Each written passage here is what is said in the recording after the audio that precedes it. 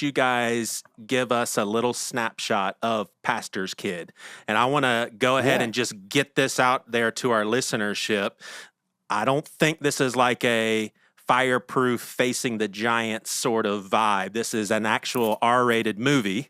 And so tell us about that. That's kind of a culture shock to a lot of our listeners, I would imagine. You know, you see a lot of Christian movies water things down, or they skip over things very quickly. You know, I've seen a Christian film where someone has cancer in one scene and then God heals them and they're all fixed, you know, just a scene later. And there's no trials of like, well, what if God doesn't heal cancer? What happens if you do have to go through it? And so for me, I was like, what if we just made like a normal movie? Like if the normal like Hollywood system made a movie about this story and didn't carry the baggage of it being a Christian film, what would that look like? And we did that in order to honor her story and not water down the journey. I wanted to make it so that almost the entire 90-minute runtime of our film is God slowly breaking open her heart. We're not just like, you know, in a traditional Christian film, I always say, you know, she'd be a drug addict in the beginning of the movie, and then minute 15, she would be saved and clean and perfect. And then she'd be off in another country, like saving children or something. And it's like,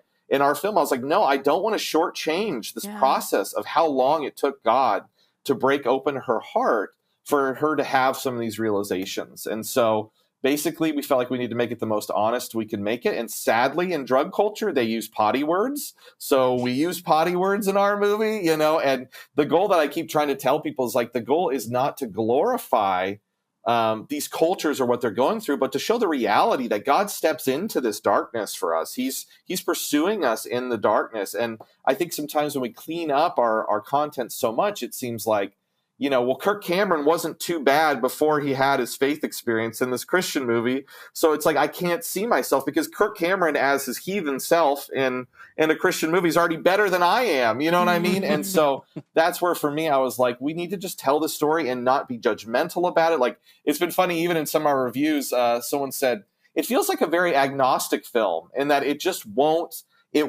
put somebody in a box. I just didn't want to go in and be like, oh, these are druggy people, they're bad people. It's like, there's good and bad things that they have as their friends in the drug culture. And then the church people do some bad things, but then there's also redemption for them. Is I didn't want to put anyone in a box or try to force a message down someone's throat. And yeah, I mean, that's Pastor's Kid.